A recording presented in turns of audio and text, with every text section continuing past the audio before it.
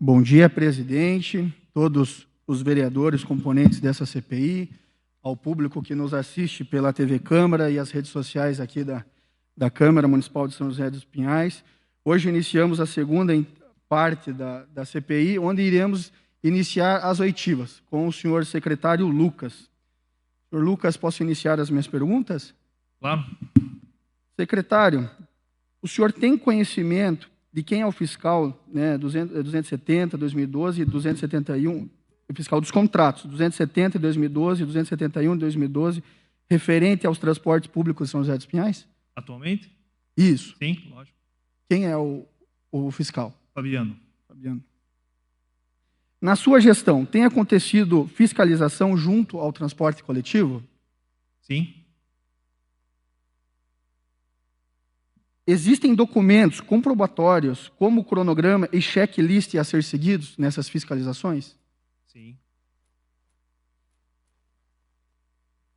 Quais são as ações tomadas com os apontamentos apontados por esses fiscais?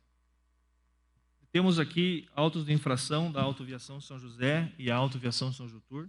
A gente tem um corpo hoje construído no Departamento de Transporte, logicamente com suas equivalências, suas dificuldades. Esses autos de infrações foram ofertados à empresa nos primeiros 6 meses, né? A constituição de um auto acompanhado de um fiscal fazendário, que é o agente fiscal da prefeitura, que está hoje na secretaria, junto com a equipe. Foram titulados 20 autos de infrações a São José e 26 a São Jutur. Esses 20 autos, 20 autos da Autoviação São José e 26 a São Jutur, todos nessa presente gestão? Na minha gestão, exato. E além de todo um acompanhamento de adequação da frota e manutenção, daí tem um checklist programado mensalmente e semanalmente. Okay. O plano de transporte do município feito à época da licitação está sendo seguido?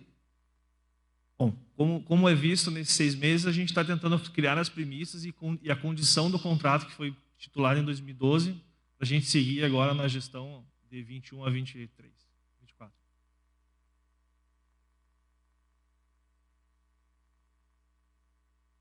Sei que o senhor iniciou a tua gestão como secretário em janeiro desse ano, mas pelo que o senhor pôde observar desde o início do seu trabalho ali na Secretaria de Transportes, o senhor pode me responder se existiam documentos que comprovassem que na gestão passada e nas gestões anteriores havia essa fiscalização? Bom, a pergunta é um pouco... seria bem alongada, porque a estrutura que o transporte necessita está muito aquém daquilo que hoje ainda já tem. A única situação que eu entendo que em 2012 deveria ter sido preconizada era a estruturação das próprias secretarias ou Departamento de Transporte em si. Isso não foi feito. E a gente teve esse vício continuado, né? Só nessa gestão que a gente conseguiu criar um corpo mínimo, né, com condições que a gente pudesse fazer na documentação, criar como eu posso dizer, uma série de documentações para ter tutela, para saber se o contrato estava a contento, se os contratos estavam sendo bem executados, se aquilo que estava sendo previsto estava sendo realmente, de fato, acontecido. A documentação que a gente encontrou foi muito incipiente, né? Foi muito rasa. A não ser por 2 processos administrativos que estavam em transcurso na gestão passada, a gente não tinha grandes fatos de fiscalização e atenuações. Em síntese, havia um controle em relação à pandemia, por uma ação do Ministério Público, que pediam relatórios quinzenais, e isso a gente deu continuidade até de como estava a higienização e as condições dos veículos. Fora disso, a gente não encontrou grande demanda de fiscalização na frota. Ok. Qual a validade dos vales transportes depois de debitados nos cartões dos usuários, especificamente no VEM? Desculpe? A validade do transporte... Vou dar um exemplo. O empregador, ele compra o vale transporte e acredita no cartão VEM. Qual que é a validade dessa vale transporte após acreditado no cartão VEM?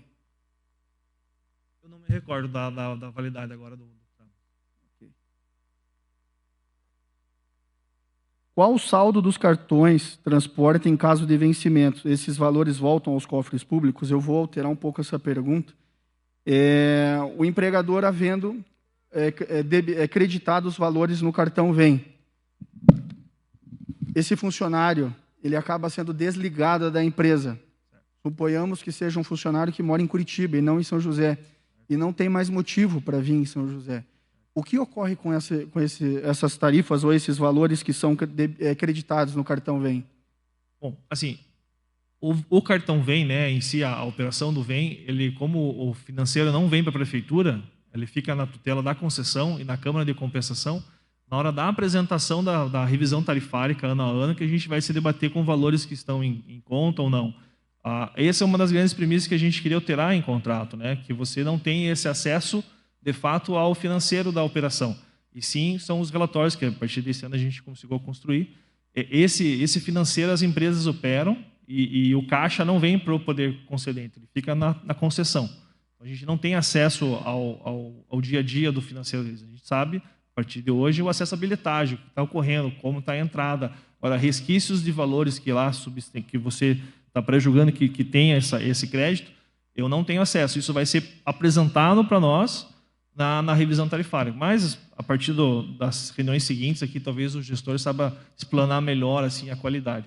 Só um leve refresco da memória. Você me questionou do Vem ali ao prazo anterior. Se eu não me engano, tem uma cláusula do Vem em relação com as empresas que é de 1 ano o prazo de validade para ficar o crédito no celular. Tá, então, vencendo esse 1 ano, esses créditos que estavam lá, ele volta então para o caixa da empresa Vem, é isso? E esses valores são... O Vem é uma empresa que as duas empresas operam, né? É um consórcio. Eu não tenho uma relação contratual direta com o Vem. Eu tenho com as empresas e elas optaram numa Câmara de Compensação a operação junto ao Vem. Então não há uma fiscalização quanto que de fato entra de bilhetagem então para a empresa. A gente tem, a partir desse ano, a gente está cumprindo uma lei que foi feita aqui faz uns 3 anos, se eu não me engano, que acho que até é do Juliano, acesso à bilhetagem. A gente teve uma adequação até do software, a qual eles tinham que disponibilizar, e provavelmente as perguntas dos vereadores também serão nessa linha. A partir desse ano, a gente consegue ter um acesso online do dia a dia da entrada e saída de usuários da passagem, quanto que rodou em cada linha. E isso é uma ferramenta importante para a nossa gestão, justamente para a gente planejar. E também as respostas junto ao MP e até aos vereadores do número de usuários daquele dia, quantos passageiros entraram. Esse acesso a gente tem. E também temos saber quem pagou e quem não pagou, né? Eu já vou até adiantar aqui que 30% da operação de transporte público não é paga, são concessões à assistência social. Ok. A frota e vida útil dos veículos que prestam serviço ao município de São José dos Pinhais estão sendo seguidos conforme contrato? Sim, por isso mesmo abrimos 3 processos administrativos esse ano, e um deles se diz respeito à frota, né? A gente tem processos internos que a gente tem que adequar, é um contrato, tem que ser respeitado a 866, qual foi preconizada na concessão, onde o direito ao contraditório e ampla defesa é resguardado. Então, a gente abriu um processo administrativo contra uma dos lotes, o outro lote já responde por um processo de idade de frota da gestão passada, e a gente é temerário, porque esse ano praticamente 100% da frota estará vencida ao final do ano. Hoje a gente teve... A manutenção está acontecendo, mas a idade que tinha que ser respeitada, infelizmente, nesse ano, ela se somará a 100% da frota vencida no município. E quais serão as atitudes tomadas? Serão esses presentes? Bom, o processo administrativo foi aberto, sem instalado, tem o prazo de defesa da empresa. Caso não ocorra, e caso não assim entendemos, né, durante a estrutura interna, é uma descontinuidade se não for renovado o contrato. Então, a descontinuidade seria o rompimento do contrato com as empresas concessionárias. Sou temerário a dizer isso, doutor, porque a gente tem um serviço público que tem que ser resguardado, claro que tem que estar contento, claro que tem que ter qualidade. A gente entende as anuantes e as dificuldades que os últimos anos foram impostas a esse tipo de serviço, e é um serviço que não pode ter interrupção, mas uma das possibilidades a mesas, eu não posso me negar a dizer que possa ser sim. Qual a frequência de visitas às garagens dos ônibus? Existe alguma documentação comprobatória dessas visitas? Bom, a gente criou com a estruturação da equipe, logicamente, a gente foi estruturando uma equipe ao longo dos primeiros 6 meses da prefeitura. Eu não entendo de mecânica. Acredito que o vereador também não seja um expert em mecânica. Então, a gente foi adequar um profissional. Ele entrou no nosso quadro a partir de março, que tem uma experiência para acompanhar o nosso fiscal, para ver como é que está a adequação, se as oficinas estão fazendo a contento, a manutenção ou não. Criou um checklist para uma vistoria programada, né? As empresas têm que ter essa programação e a gente tem uma continuidade desse andamento. É lógico que casos que fogem a manutenção diária ocorre em trecho, pontualmente também está sendo autuado, mas a manutenção tem sido feita uma rotina disso, né? A gente tem criado essa programação, as empresas sabem o período que vai estar, qual é o veículo que vai estar em programação, para ter uma continuidade do serviço. Ok, secretário, meu tempo de perguntas encerrou. Irei passar a palavra aos demais vereadores para que possam também fazer as suas perguntas, presidente.